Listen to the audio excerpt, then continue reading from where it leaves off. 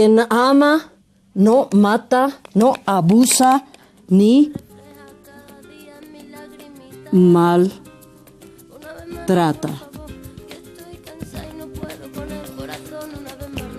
Estamos nuevamente, hermanas y hermanos, con el pueblo en la piel.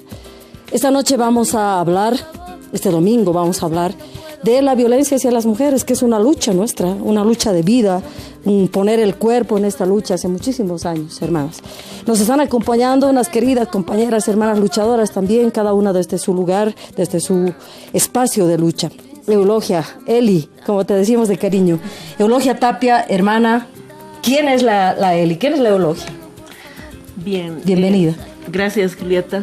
Sí, yo soy en este momento una activista por los derechos de las mujeres, del Observatorio de Exigibilidad de los Derechos de las Mujeres, que es un espacio de articulación de mujeres que le ponemos el hombro a la lucha contra la violencia justamente, ¿no?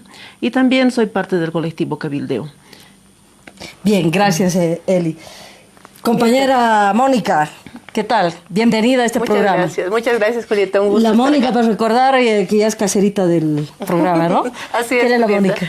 Bueno, Mónica Bayá, soy abogada, activista también por los derechos humanos, trabajo también por los derechos de las mujeres de manera muy particular, y naturalmente muy preocupada por la problemática de la violencia contra las mujeres, trabajando naturalmente desde el activismo, desde lo que podemos hacer, como tú lo has dicho, cada uno desde el espacio en el que estamos luchando contra este grave problema que existe en nuestro país. Gracias, Mónica, bienvenida. Pati, bienvenida. Muchas gracias por acompañarnos esta noche. ¿Quién es la Patricia Miranda? Patricia Miranda no es una terapeuta en formación psicoanalítica, egresada de Derecho. Fue una niña que vivió violencia muy dura, muy fuerte. Hoy en día soy presidenta de la Asociación Crisálida de personas que han vivido y viven violencia, que han vivido violencia en su vida, ¿no? Y voy luchando porque la mirada de la violencia cambia en nuestro país, ¿no? Bueno, gracias Pati, gracias Eli, gracias Mónica. A ver, esta lucha nuestra que, bueno, de principio yo recuerdo, y tú la conocías, Eli, Eulogia, tú la conocías a mi mamá Nati, a mi abuela, que en el barrio, ahí en el barrio, ella, bueno, era abogada, pero sí sentía esta lucha de las mujeres, o sea, esta lucha no de las mujeres, sino esta lucha de ella para proteger a las mujeres, que tardes horas de la noche la venía a buscar doña Nati, así para acompañar. Eso, o sea, este problema, este flagelo, esta dimensión del sistema patriarcal que se estrella cotidianamente sobre nuestros cuerpos, Eli, Eulogia, Mónica, Pati, se estrella sobre nuestros cuerpos de mujeres por orden de un sistema que forma parte de las formas, esta violencia hacia las mujeres forma parte de la forma como ha de dominar y disciplinar los cuerpos, empezando por las mujeres y luego acabando en nuestros hermanos y compañeros hombres, ¿verdad? Entonces, esa mi abuela que correteaba para salvar a la otra mujer, pues la hemos ido planteando y se ha ido haciendo poco a poco una lucha que se ha ido concretando también en leyes.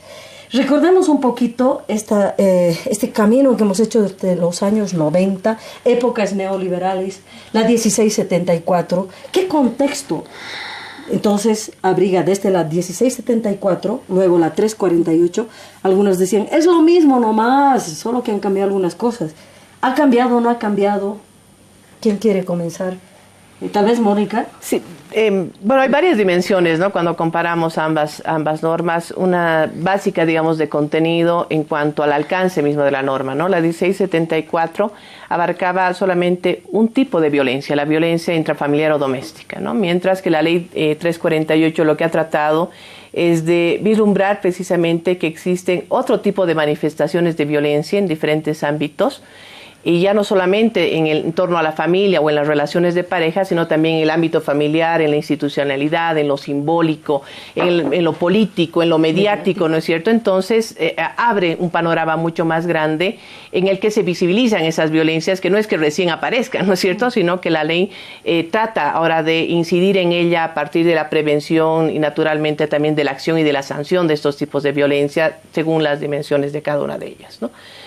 Pero además creo que otro aspecto es el tipo de abordaje que se le trata de dar, ¿no? La ley 348, y lamentablemente quizás es lo menos visible, en que menos se ha avanzado, tiene un énfasis muy fuerte en prevención. Todo el mundo se concentra mucho en el tema de los delitos, de la sanción, que es parte naturalmente de la norma, pero se obvia que hay un conjunto de acciones importantísimas que deberían implementarse con mucha más contundencia en términos de prevención de la violencia. No es que la 1674 no lo hubiese tenido, digamos, también tenía algunas medidas en ese ámbito, pero el alcance era mucho más limitado, ¿no? Por otro lado, las respuestas, ¿no? Entre lo penal fuerte que hay en la ley 348 versus otro tipo de sanciones más en el ámbito civil, familiar que tenía la 1674, implica una respuesta del Estado distinta a estos dos problemas, ¿no? Pero una u otra, duro el Estado con la 348 sí, en términos de haber tipificado varias conductas y imponer sanciones mucho más gravosas. Por ejemplo, el caso de violencia familiar o doméstica, ¿no? No es una pena tampoco altísima, pero puede llegar hasta 4 años de privación de libertad, ¿no es cierto? Mientras que en la 1674 más bien había otro tipo de medidas que buscaba más bien la rehabilitación del agresor, ¿no es cierto? Si había la posibilidad de una detención, había algún tipo de medidas preventivas, pero naturalmente ya en la 348 todos los casos, o buena parte de los casos, entran en materia penal. Hay otros que son tratados a través de otras vías, la vía administrativa, por ejemplo en el caso del acoso laboral y algún otro tipo de tipos de violencia más institucional, ¿no? Entonces hay una diversidad, digamos, de acciones, no solamente la penal. Entonces hay diferencias en términos de contenidos, ¿no? Naturalmente en términos de contexto también hay importantes diferencias, ¿no? Y ese contexto veremos con la Eulogia, hermana luchadora también, tú que vienes desde los años 90. Ese contexto de la 1674 que luego nos engancha con la 348. Bien, es un contexto donde las mujeres incorporan, plantean el problema de la violencia, ¿no? Sobre sus cuerpos. En ese contexto apenas fue posible incorporar este tema como violencia intrafamiliar. El sistema patriarcal admitió, digamos, que exista una norma que sancione, ¿no es cierto?, el tema de la violencia intrafamiliar. No se pudo avanzar más, ¿no? Entonces, yo creo que está circunscrita la 348, por eso en la violencia intrafamiliar. Entonces, es un contexto donde nos estamos abriendo las mujeres a hacer conocer nuestra problemática y sobre todo estamos planteando ese tipo de problemas, ¿no?, que vivimos en el cotidiano. En cambio, la 348, desde mi ver, es ya fruto de la maduración de la lucha de las mujeres también. Hemos ido palpando las limitaciones de la ley 348, quiero decir, de los dos 1674. Hemos ido palpando las diferencias, hemos visto dónde estaban los problemas, cómo solamente se hablaba de la violencia intrafamiliar y no se tomaba en cuenta las otras formas de violencia que las mujeres vivimos en el cotidiano, ¿no? Estoy hablando en la oferta laboral, con los vecinos, en el espacio de comercio público. Vivíamos violencia, mucha violencia, ¿no? En los espacios, por ejemplo, de sindicales no les dejaban hablar a las mujeres si no era presidenta, me acuerdo de esos tiempos, ¿no? Entonces mandaban a callar o simplemente silbaban. No podía uno, o sea, tenía que entrar sobre el punto y decir cosas en un minuto que te toleraban. Si te pasabas más la silbatina y te callaban. Entonces, hemos ido viviendo muchas formas de violencia que ya en el marco de la nueva Constitución Política del Estado y la nueva ley que se estaba planteando ya se empiezan a formular, ¿no? Por eso hablamos de diferentes leyes, hacemos mesas, ¿no? Diferentes mesas de trabajo, entonces vamos subdividiendo y es fruto ya de esa reflexión y de la maduración también de las mujeres, ¿no?, sobre las formas de violencia que estamos viviendo. Entonces, yo diría ese es el contexto. Patti, ¿hay una diferencia y un contexto que precede a la 348 a partir de la 1674? ¿Cómo lo ves tú? Como yo lo he visto, ¿no? Yo creo que cuando la ley 1674, nosotros comenzamos con los grupos de terapia, Y era un tema donde violencia física, psicológica y sexual, ¿no ve? Que se venía dando talleres en colectivos de mujeres, ONGs. Y como era un discurso y en los grupos de terapia yo les decía, somos gente muy violenta y no nos damos cuenta ni tenemos conciencia de ello. En esa época algún si eres una loca, exageras, ¿no ve? Porque era una locura decir que podemos ser violentos y podemos ser víctimas, ¿no? Porque son los dos lugares. Pero hoy en día, digamos, lo que pasó es que esta problemática, y esto tiene que ver también con el ingreso de la mujer a otros espacios que antes eran más limitados. La típica ama de casa de hace unos 40 años, el marido salía a trabajar al banco, a alguna institución, y ella se quedaba en la casa a hacerle hacer tareas a los hijitos, inclusive el marido le ponía cuernos, le engañaba, y todo vivía en ese contexto de dolor y se naturalizaba formas de violencia que se pensaba que eran normales, ¿no ve?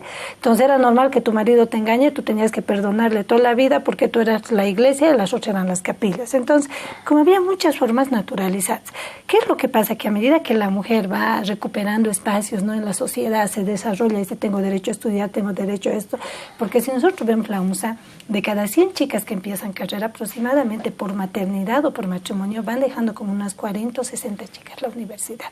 Entonces, esto va cambiando.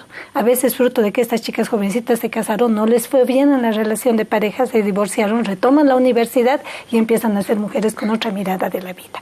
Entonces, en ese contexto, es que justamente empieza a haber el choque con ese otro, ¿no?, que es un hombre machista que quiere someterte a su deseo, que llama amor, que hagas todo lo que él quiere, ¿no ve? Y viene de una herencia que también es validada por algunas mujeres, madres, etcétera. Entonces, y hay que marcar que, digamos, esta respuesta del Estado, en lo que yo analizo, tiene que ver más que nada con un hecho muy fuerte. Ya los feminicidios, la muerte de Anneli Huaycho, que pone al Estado frente a una gran realidad nacional. Vivimos una situación de violencia sumamente preocupante. Y viene la 348 como una respuesta también peleada por muchos colectivos de mujeres, ¿no ve? Que estaban ahí como metiendo, siempre pinchando la herida, etcétera. Entonces, desde ese lugar el Estado se ve obligado por esta cosa tan horrible que pasó, para agarrar y decir, no, tenemos que dar una respuesta, ¿no? Y viene la respuesta de la ley 348. Ahora considero que es insuficiente. ¿Por qué?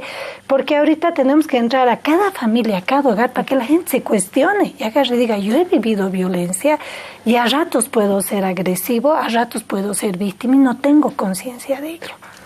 Gracias, Pati. Regresamos en unos segunditos. Este es el programa Con el Pueblo en la Piel, y en la piel hoy de las mujeres, la violencia hacia nosotras las mujeres, la violencia sistémica hacia las mujeres. Estamos discutiendo eso con Eulogia, con Mónica y con Patricia. Regresamos. Estamos con el Pueblo en la Piel. Por allá había ya la televisión aquí hablando sobre violencia hacia nosotras las mujeres. Quiero también yo plantear algunos elementos, hermanas. O sea, la 1674 surge también de una negociación de un grupito de mujeres que desde las ONGs, en un lobby, habiendo nacido esa lucha de los años 90 contra la violencia hacia las mujeres, ellas salen del Parlamento neoliberal con la ley de 1674, violencia intrafamiliar, que lo que hace es diluir, no deja claridad de qué violencia se está hablando. Eso se confundía, que se podía quejar el hombre, la mujer, el abuelito, o sea, intrafamiliar, todo lo que pasa dentro de la familia. Se diluyó la demanda, se diluyó la lucha, y eso lo hicieron las MNRistas, MIRistas, MBListas, NFRistas, adenistas, todas esas mujeres que hoy vienen a decir, estos indios son los canallas golpeadores, ¿no? Bueno, ¿qué hicieron en aquel momento? Eso hicieron la 1674 y las ONGs con grandes financiamientos, pero esta fue una política internacional.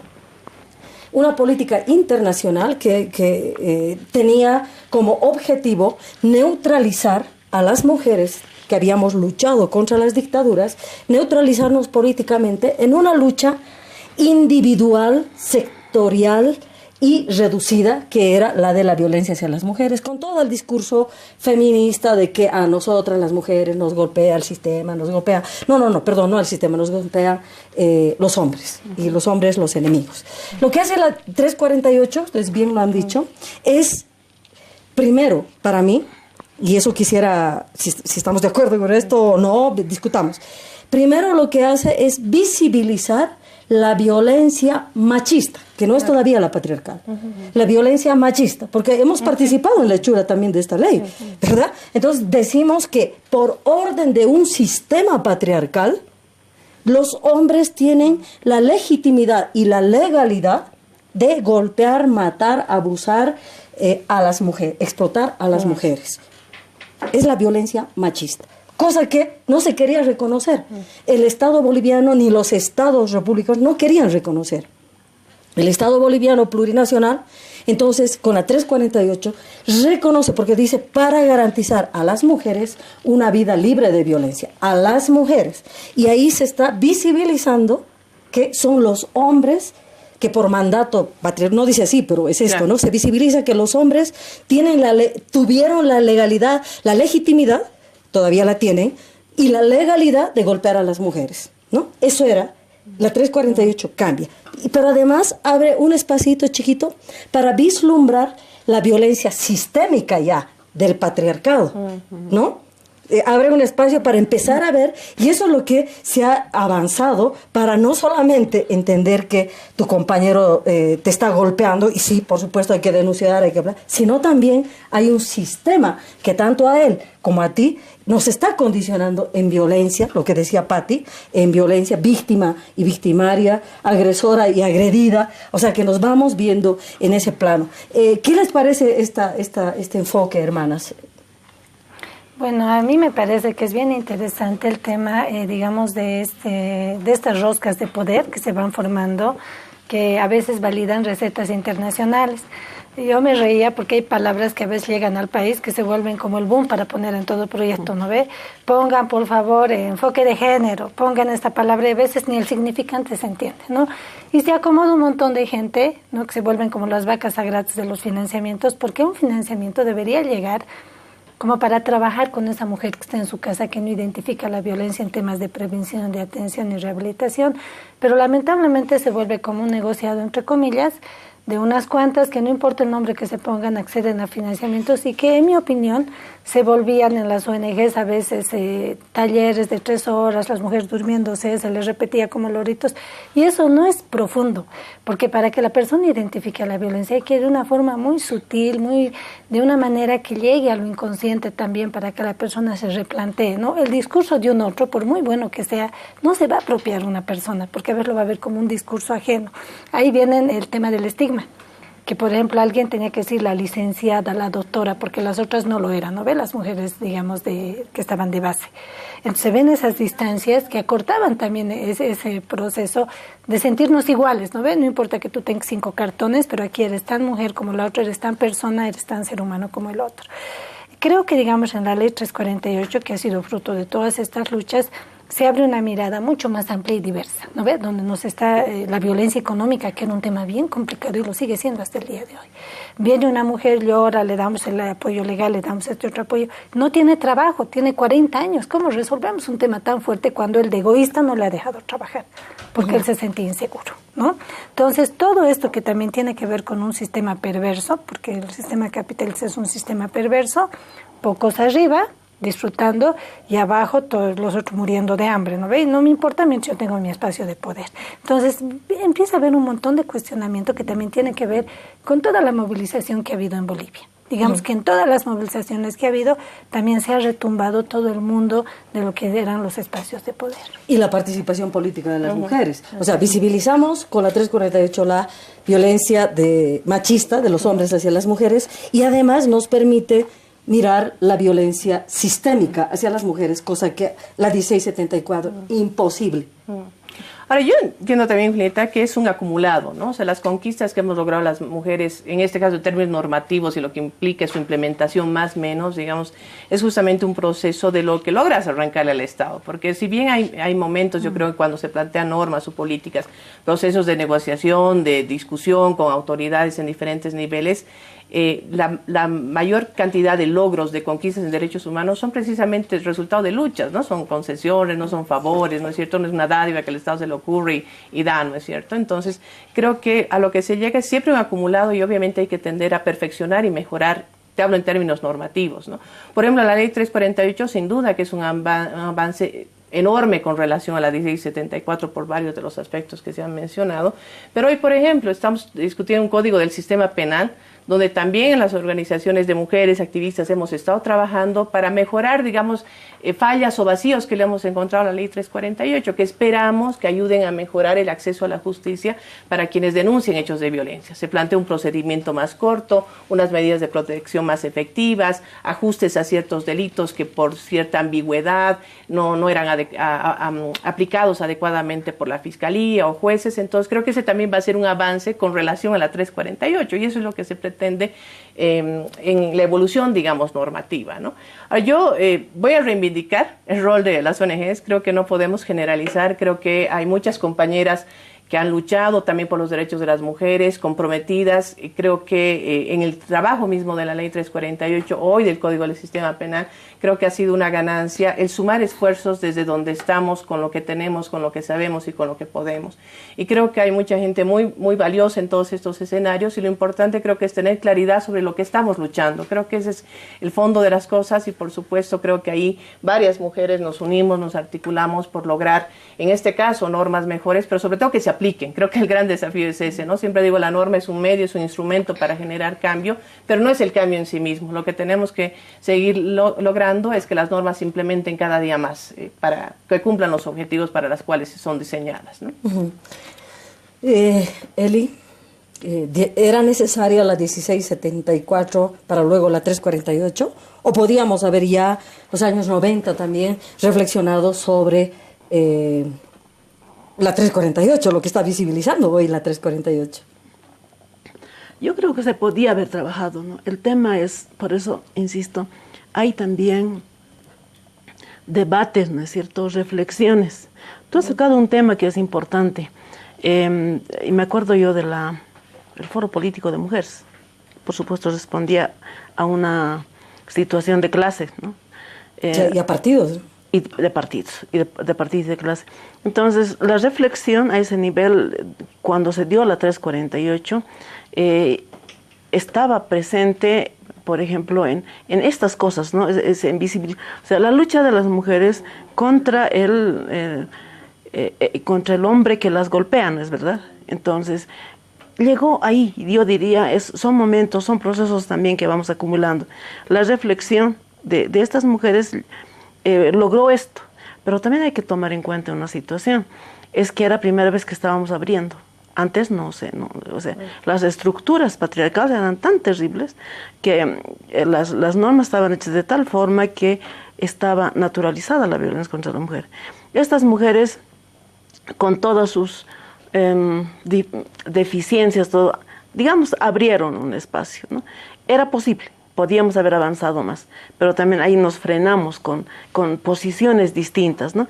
Posiciones que venían de abajo, que decían que la violencia es, ¿cómo se llama?, es integral, no es solamente esta, y posiciones que planteaban el tema de la violencia. Entonces, yo recuerdo que en esa época, por ejemplo, cuando se aprobó esto, por supuesto, quienes estaban enarbolando, digamos, la ley, eran esas mujeres que tenían protagonismo político. Entonces, ministras, seminaristas, así es, adenistas. llegaron ahí, digamos, ¿no? Porque además se maneja, ¿no es cierto?, la violencia con sesgo, siempre sigue siendo esto así, está de esta forma, ¿no? La violencia, los violentos son los de abajo, son los salteños, son los, sí, y ahora mismo, ¿no? Somos los índices. Sigue apareciendo así la entrevista, que en el mismo último documento que sacan, sigue teniendo ese sesgo, el tema del diagnóstico, ¿no? El tema de la violencia. Entonces, yo creo ese es el contexto de la 1674. Estas mujeres han avanzado hasta ahícitos, ¿no? Pero después de eso, ya con la aplicación hemos tenido tiempo de reflexionar y ver las deficiencias de esta ley. Hemos podido ver cuáles eran las dificultades que estaba presentando y había que pelearla. Y se peleó, se logró.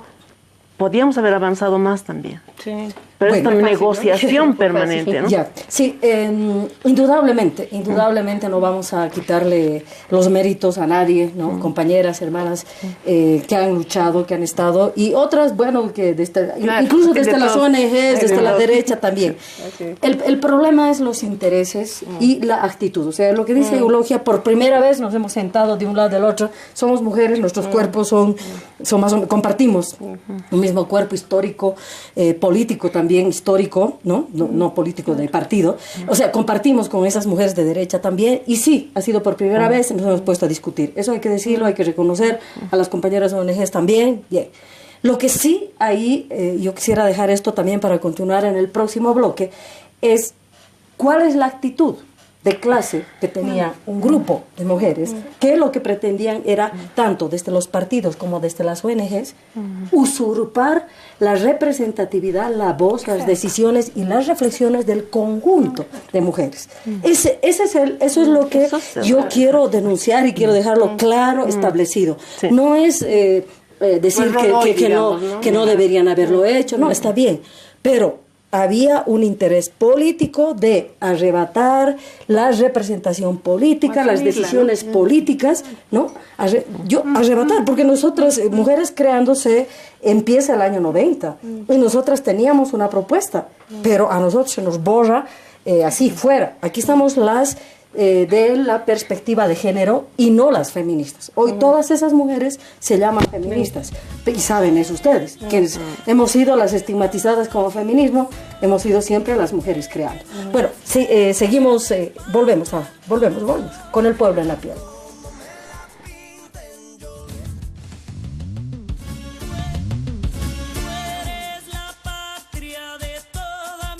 El patriarcado es el sistema de todas las opresiones, todas las explotaciones, todas las violencias y discriminaciones que vive toda la humanidad, mujeres, hombres y personas intersexuales, y la naturaleza, históricamente construida sobre el cuerpo sexuado de las mujeres. Había ya la televisión y con el pueblo en la piel. Eli, Mónica, Patricia, hablando, somos cuatro mujeres hablando de la violencia hacia nuestros cuerpos, pero aquí no nos estamos poniendo como las víctimas, estamos reflexionando, porque también somos responsables de este sistema que nos está pariendo como mujeres feminizadas, y está pariendo también a nuestros hermanos como hombres masculinizados, el machismo, la práctica del machismo. A ver, hermanas, evaluemos entonces la 348. ¿Somos las mujeres iguales al momento de enfrentar y confrontar la aplicación de la ley 348? ¿Somos iguales ante la ley 348 las mujeres? Lamentablemente no. Creo que hay varios aspectos también para contemplar, pero creo que uno de ellos tiene que ver con la propia respuesta del sistema a las mujeres, ¿no?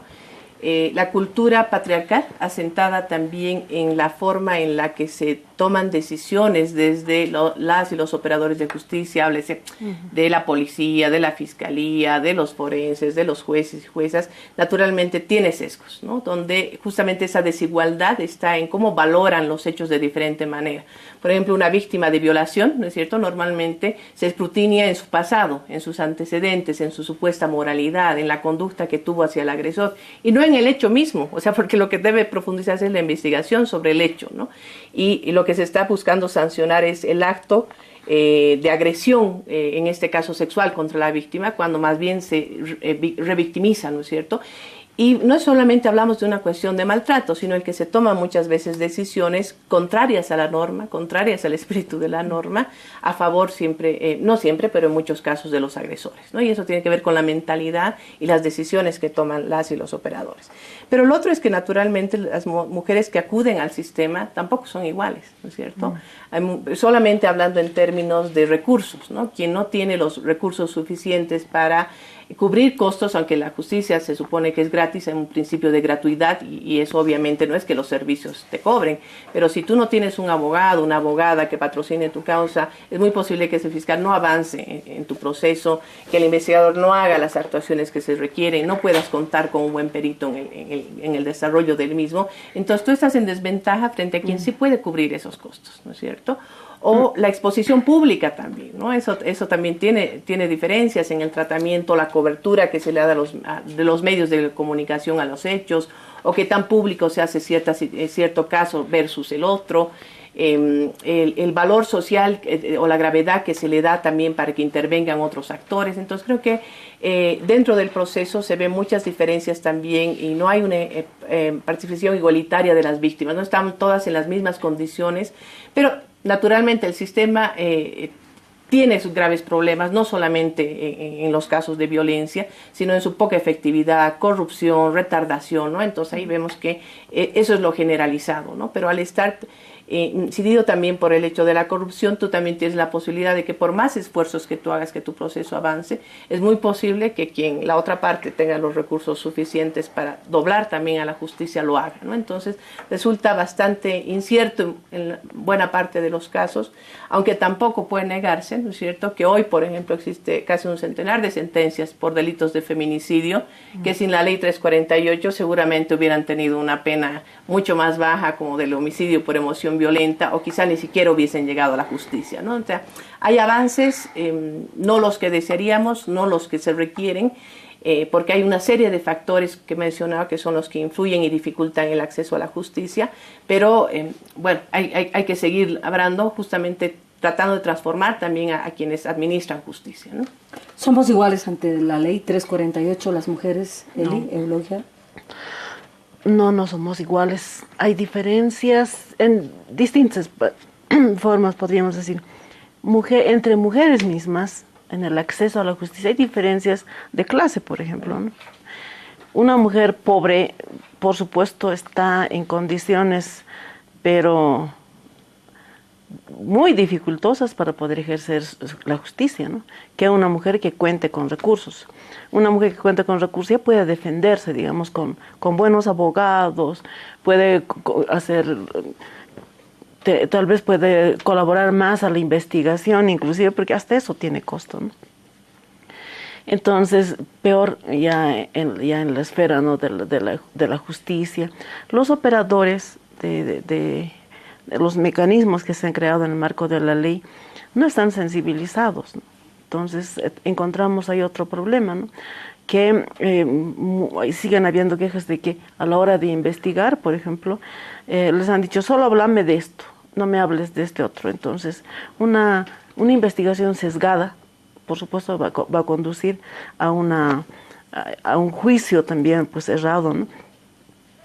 De la misma forma, ¿no?, fiscales, si bien se tiene fiscales, digamos, especializados se dice eso, ¿no? Tenemos fiscales que están especializados, la FEBAP, ¿no?, están especializados en el tema de violencia. También contamos con jueces, ¿no?, que supuestamente están especializados en la violencia, anticorrupción y toda situación, pero en su actuar no se visibiliza esa situación, no resalta, digamos, porque a la hora de acceder a la justicia sigue habiendo esos privilegios, siguen habiendo problemas de discriminación. El agresor puede contratarse 7 o 8 abogados, puede contratarse peritos, puede contratarse jueces. Entonces, el acceso a la justicia realmente no es para nada igualitario, ¿no? Hay personas, por ejemplo, que me dicen, para que yo le he escuchado decir al ministro, no, vengan, si sufren violencia, vengan. Entonces, con esa apertura yo he ido a denunciar y ahora estoy en peor situación, porque me han botado de la casa, no tengo un peso, estoy en la calle. Entonces, una mujer en esa situación, por supuesto, va a recaer y de la peor forma, ¿no? Entonces, no es para nada igualitario el acceso a la justicia. Patti, el tamaño, el peso, el color de la piel, las formas de vestir, las opciones sexuales, el color del cabello, los ademanes, pesan al momento de enfrentar y confrontar y hacer cumplir, digamos, la justicia frente a la ley 348, ¿o no? Sin duda que pesa mucho, porque todavía hay una mentalidad muy colonial. ¿No ve? Como te veo, te trato, dicen, ¿no ve? Entonces, como que miran un otro y lo ponen en un lugar de lo que es su elaboración, ¿no?, de ellos.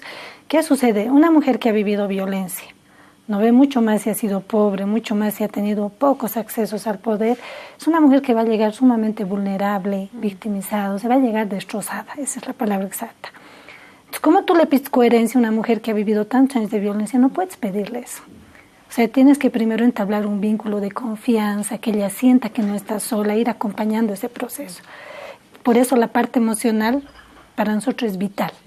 Antes de inclusive presionarla a una denuncia, porque se va a chocar con un sistema corrupto, se va a chocar con un sistema donde él va a ir a meter plata a todo lado.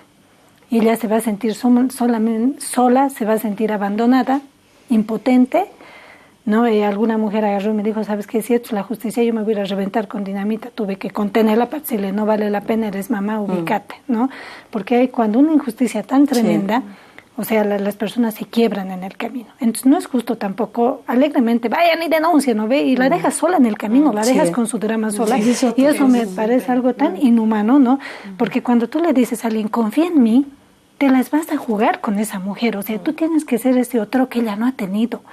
Tú tienes que convertirte en una respuesta social que realmente la acompañe en ese proceso, no la sobreproteja, pero que le ayude a darse cuenta que no está sola en todo esto. Es por eso que nos hemos unido en la asociación, porque hemos dicho, la terapia, muy lindo, a mí me encanta trabajar terapia, pero a veces tengo que hacer una rifa, porque la compañera no tiene que dar de comer a los hijos.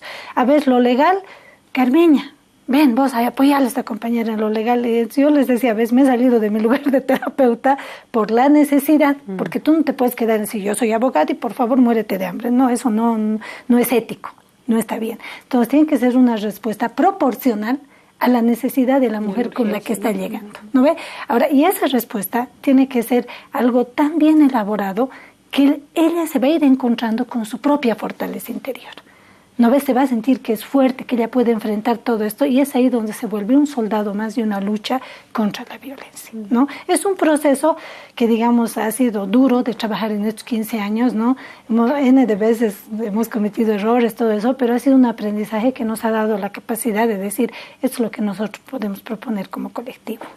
Una de las cosas que estamos hablando, que estamos reflexionando y que estamos concretando en este caminar, bien las compañeras lo decían, es un caminar, no solamente sacar la ley, la 348, que es de las mejores que hemos tenido, y es de las mejores del continente, ¿no? El mecanismo del MESECBI, que es el mecanismo de la OEA para hacer seguimiento a los estados, a los gobiernos, indudablemente dice, o sea, Bolivia es una vanguardia. Es una vanguardia por la ley 348, por la ley 243. Pero no estamos siendo vanguardia en la aplicación. Ahora, ningún país, ningún gobierno lo es. Y ahí radica este proceso de cambio. O sea, es nuestro proceso de cambio. También de las mujeres, lo hemos luchado en las calles, es nuestro proceso de cambio. Entonces, en esto que nos está flagelando, ¿cómo vamos a ir enfrentando? La ley 348 es digamos, la visibilización por parte del Estado, que ya ha dicho, ya, tanto que luchan las mujeres, ya, listo, está bien, así es. Hay una violencia machista, hay una legitimidad, hay un permiso sistémico del patriarcado hacia los hombres para golpear, a tocar, amedrentar, violar, humillar, matar. Hay un permiso, los hombres pueden hacerlo, han sido criados en eso desde chiquititos. Ya, vos el rey de la casa, hable como hombre, ¿no? Entonces, desde chiquititos, eso lo está reconociendo el Estado Plurinacional de Bolivia.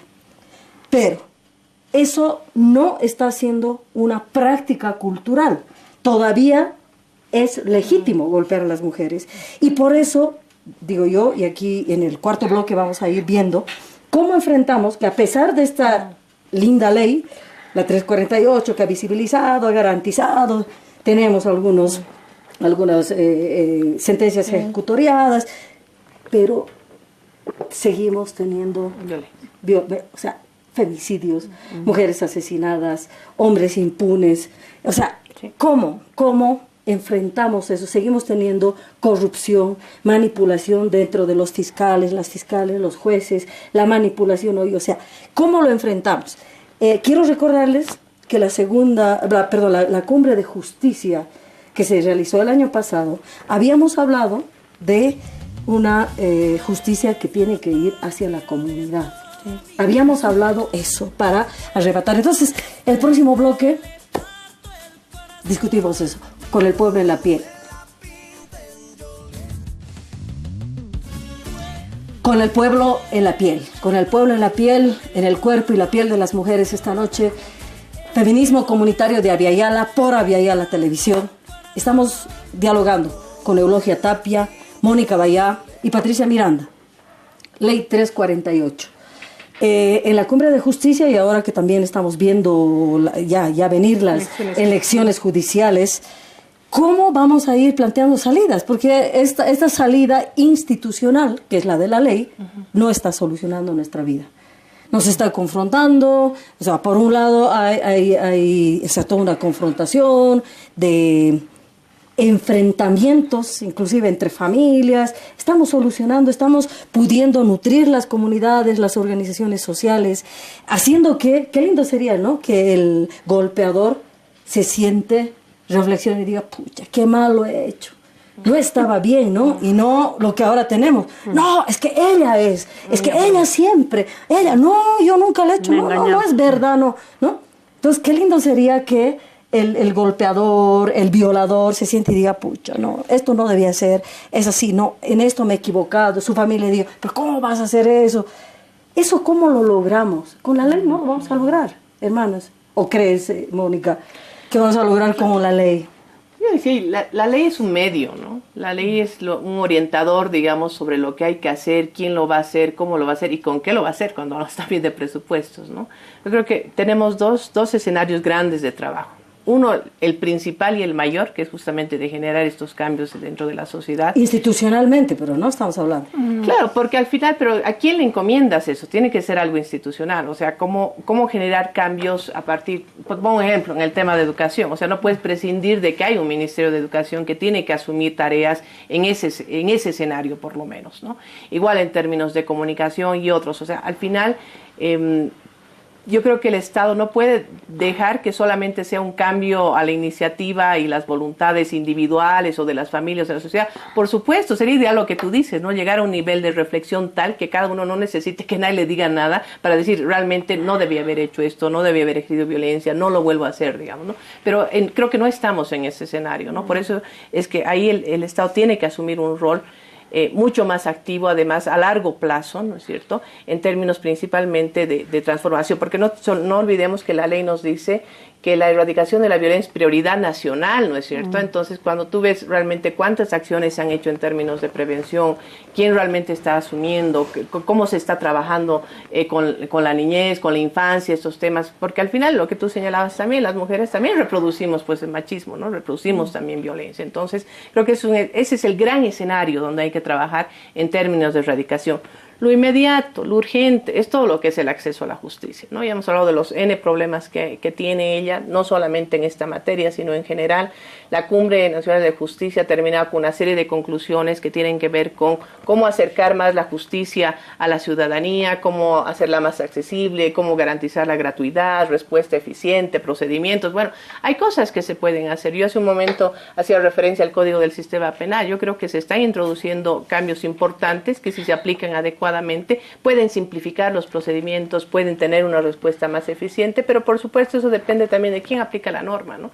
Y creo que ahí pasa también de a quiénes se nombra. Eulogia hacía referencia a juzgados especializados, fiscales especializados, entre comillas, ¿no es cierto? Por supuesto que algunos los hay, pero una gran mayoría no, ligado eso a la falta de estabilidad que tiene el personal, ¿no es cierto? Entonces creo que hay mucho que trabajar en términos de los recursos humanos, de quiénes son las y los operadores de justicia, fuera de todo este cambio de procedimientos y demás, que eso, digamos, es lo fácil en líneas generales, digamos, sí, ¿no? sí, Mónica. Ahora, lo importante para mí es contraponer estos criterios, ¿no? O sea, tú le das más fe a la parte, digamos, de la...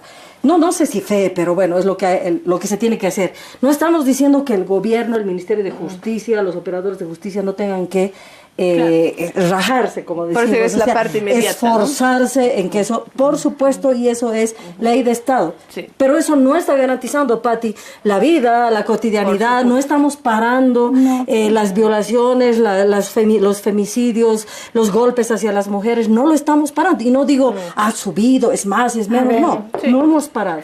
¿Sabes qué es lo que pasa? A ver, una frase. De tanto taller parecemos carpinteras, de tanta red andamos enredadas, de tanto observatorio nos estamos quedando ciegas y las realidades sociales no cambian. ¿Qué es lo que sucede? Por un lado hay posiciones que dicen el Estado debe asumir, y el Estado dio un paso con la ley 348 que es valiosísima, ¿no ve? Pero es mucho más allá, es mucho más profundo. En cada familia la gente debería estarse cuestionando en qué momento soy lo que digo ser, en qué momento yo no sé qué hago, no tengo conciencia de ello, ¿no?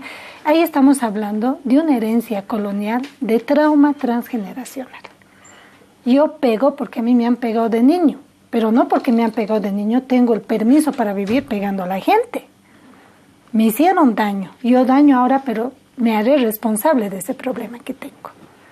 ¿No ve? Porque si no, la ley va a venir y me va a poner un límite, me van a meter adentro, como se les dice ahora a los hombres. Estás haciendo tonteras, te vas a meter en un gran lío en tu vida, ubícate. ¿No ve? Y esto se puede diseñar todo este tema de que la gente empiece a cuestionarse en cada familia, porque ya la muerte de Aneliu ha hecho, lamentablemente, nos abrió ese paraguas de lo privado que era la familia, lo íntimo, ¿no? Aquí no pasa nada. Que hasta el día de hoy tú escuchas a mujeres, mi mamá me ha dicho que yo diga para que no se enteren mis tías, para que no se enteren las del mercado, las comerciantes, que yo no diga nada. ¿No ve? Lo mismo que pasó en varios casos. O mi organización. O mi organización, o no quiero que sepan. Otra mujer feminista decía, en un mundo de mujeres liberadas yo tengo un gran secreto, el de ser una mujer maltratada y el no serlo es el gran reto. Representando a mujeres. ¿No ve? Y vivía una violencia que ni ella misma. Ministras que a veces las han golpeado, manejaban 80 personas y en lo íntimo vivía maltrato, ¿no? Entonces, esa contradicción que a veces tenemos en nosotros es lo que nosotros tenemos que ir visibilizando y trabajando en cada familia, en prevención, en campañas que sean ideales. No es tan fácil como agarrar y decirle, quiérete, llámate a alguien. Claro. A mí me encanta lo que una vez una mujer me dijo, he leído un libro de autoayuda, 10 veces he dicho me amo Tania y la 11 he dicho me odio Tania. Yo me he reído, le he dicho, claro, no es por repetición que te vas a amar. Es un tema más profundo, es un tema inconsciente de destraumatizar, de que la persona vaya encontrando un lugar en la vida. Y es por eso que ese entorno tiene que ser lo más sano posible. No tiene que haber intereses comprometidos, no tiene que haber la necesidad de proyectarle una personalidad que no es ella. Con un respeto ir acompañando ese proceso de lo que es la historia de nuestro país. Yo creo que como somos la vanguardia en el mundo ahorita, también se está iniciando la vanguardia de cuestionar estos temas de salud mental. ¿No ve? ¿Quiénes somos los bolivianos? ¿Cuál es nuestro discurso y la capacidad que tenemos de romper inconscientemente discursos? Un discurso que hemos roto, imposible que un indígena sea presidente. Lo hemos hecho. Ahora, ¿por qué las mujeres no nos vamos a apropiar de estos espacios de poder para realmente replantear algo nuevo hacia la sociedad? Gracias. Eulogia, 3 minutitos tenemos. Tus conclusiones, hermano. Yo creo este problema es estructural, el problema de la justicia, ¿no? Como es estructural, no es de fácil solución, no podemos decir vamos a hacer esto mañana. Yo creo que va por lo que tú decías, ¿no? Ir desde nosotros pensando cómo es que se puede ejercer unos derechos y no sé si llamarle... ¿En comunidad? Esto en ir construyendo, ¿no? O sea, otras formas. Yo me acuerdo que una vez han planteado de una experiencia en un pueblo sobre la justicia comunitaria, ¿no? Que un hombre que había matado a una persona y el difunto dejó una viuda y unos hijos, 5 o 6 hijos, ¿no? La justicia comunitaria, ¿qué es lo que hizo, ¿no? A este hombre le juzgó, tú tienes que mantener ahora a la familia. Entonces le hizo trabajar. Él tenía su familia, entonces tenía que trabajar para mantener a la viuda con sus hijos y también mantener a su familia, ¿no? Entonces, y decía, se cumple. O sea, esto han hecho, la investigación han hecho los de la Universidad San Simón de Cochabamba. Entonces, ellos han hecho el seguimiento y se cumple. Pero hay que tener condiciones. Lo que no es generar, ¿no? No es eso es posible en un ambiente, ¿no?, de comunidad que funciona de esa forma. Y en este contexto citadino es completamente distinto. Solamente pero no imposible. No imposible. Entonces hay que ir pensando cosas mucho más que salgan, porque esto es estructural. Yo el otro día me he asustado cuando decían un fallo, digamos, de apelación con los jueces, con los vocales, ¿no es cierto? Tiene costo. Así. Y puede... ¿Cómo? Tiene costo. $5,000. Sí, Pero por encima. Pero ¿acaso no es gratuito eso? Entonces, Se supone que no, o sea, no es lo formal, no es un cobro formal, ¿no? Sí. La mierda. Perdón. Estamos hablando de corrupción, ¿no? Estamos hablando de corrupción. Entonces, imposible acceder a justicia en las condiciones. Por eso digo, el problema es estructural. Entonces, ¿cómo hacemos? ¿Cómo hacemos para cambiar esta justicia? Porque está lucrando a unos vivos, a unas vivas, porque también hay mujeres, ¿no es cierto? ¿Y cómo rompemos esto? Tiene que salir de nosotros. Sí. Y hay, yo creo, roles, ¿no es cierto?, entre toda la sociedad y sus diferentes instancias individuales y colectivas, ¿no? Creo que es algo que también plantea la ley, ¿no? Lo institucional, lo estructural, lo comunitario y lo individual, ¿no? Hay que atacar por todos lados. Gracias, Mónica, por haber venido a nuestro programa, hermana. Eli, muchísimas gracias por venir al programa con el pueblo en la piel. Hermanas, gracias, Pati, con el pueblo en la piel. Por supuesto que somos creativas y vamos a ir encontrando ese camino de solucionar los problemas de la comunidad en la comunidad para cambiar, no para erigir una estructura que ya lo han dicho, de corruptos, corruptas, de mañudos, mañudas. No, la justicia es un sentimiento, es buscar ese sentimiento que ha vulnerado tu integridad humana. Y eso lo hacemos en comunidad. Hermanas y hermanos, el próximo domingo, 9:30 de la noche, 21:30, había ya la televisión con el pueblo en la piel. Les esperamos. Chao. Pero no voy a ser la que obedece porque mi cuerpo me pertenece.